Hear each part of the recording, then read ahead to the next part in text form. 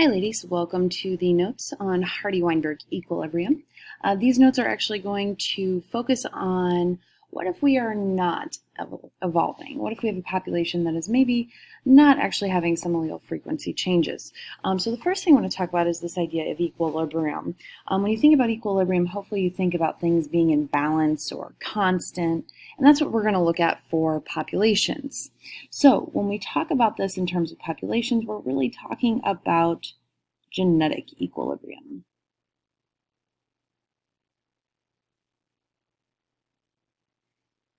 So what that means for us is there are conditions in which population allele frequency remain the same.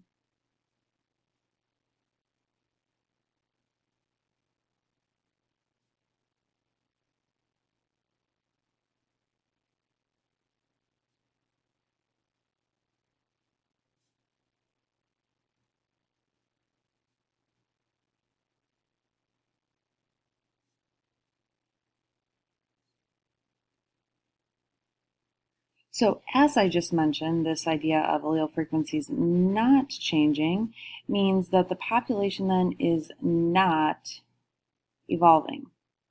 Remember, our basic working definition of evolution was this idea that anytime there's a change in the frequency of alleles over a prolonged period of time, that was evolution.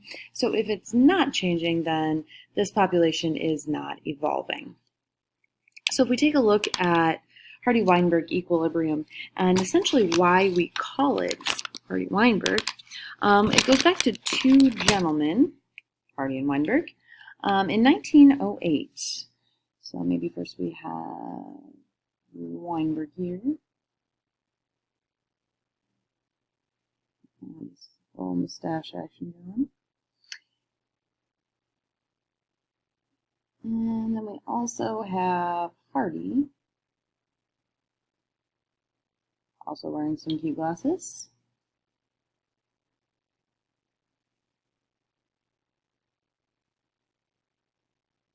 And I tell you 1908 not because I particularly need you to memorize that date, simply to give you kind of a point of reference for when this was occurring.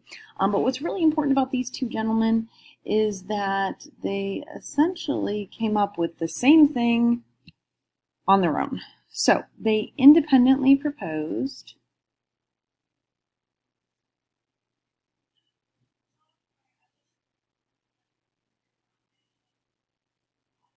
five conditions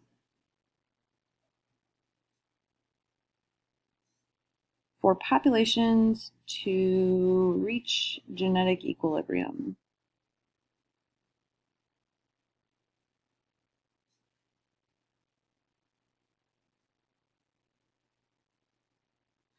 The idea that they came to these conclusions independently is actually pretty important. Thinking back to our unit on experimental design, that ability to take a look at the same data or possibly even different data and come up with the same results and have it be consistent when they weren't talking to each other, they weren't really working on this together, that would add to that idea of reliability and validity. So if we take a look then at these five conditions, condition number 1,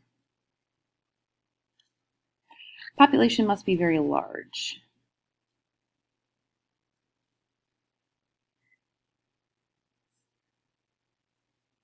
As we mentioned before, when we talked about genetic drift, having small populations is very problematic when we talk about gene pools because there just aren't generally that many different genes that can be passed on. So we need to have a very large population.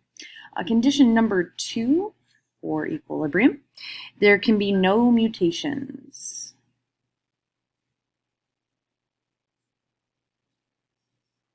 So similar to that idea when we did the lizards, we had a little chemical spill action, and as a result, we ended up with new alleles in the population. So we don't want new alleles, no mutation.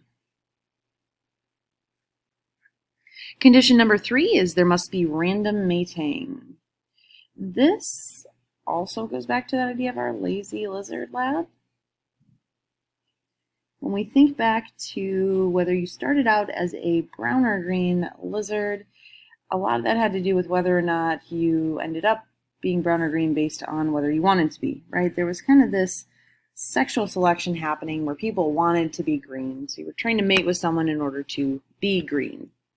So there must be random mating. Rule number 4. Condition number 4, no immigration or emigration. We don't want to bring other individuals into the population. Here again, it's that idea of we want to keep our alleles exactly as they are. And we can't add more to the population. If someone is immigrating or emigrating, it's likely that they have a different set of alleles that they would add to the gene pool. Condition number 5 then, there is no natural selection. That is the big one. No natural selection. There cannot be environmental selective pressures acting on the population and choosing certain frequencies or certain alleles, to be more successful, thus changing the frequencies. Because remember, we want those frequencies to remain the same. Okay, so if we're thinking about how realistic is it for this to actually occur, honestly, not very.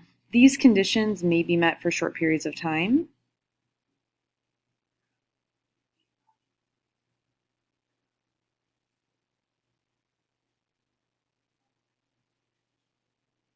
An emphasis on the short.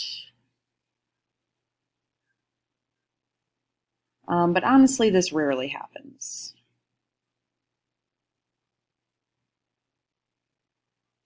It's not super uncommon. It could happen. It's not super likely. So the takeaway from this is then that populations do, in fact, evolve.